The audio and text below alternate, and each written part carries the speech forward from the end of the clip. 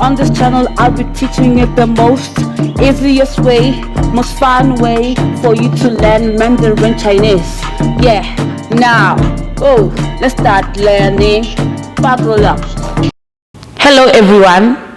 Welcome to lesson 20 of Mandarin Chinese. Today, we are going to learn about landscape. A desert is called 沙漠. 沙漠. 沙漠.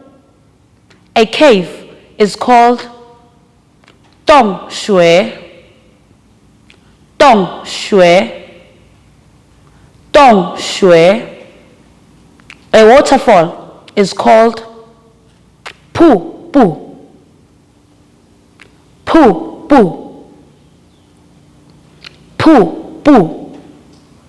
A lake is called 湖泊. 湖泊. 湖泊. A river is called 河流. 河流. 河流. Now, let's review the words again. 沙漠. 洞穴. 瀑布. 湖泊. 河流. This is the end of today's lesson. Please remember to like, share, comment, and also to click the subscribe and notification button. See you next time. Goodbye.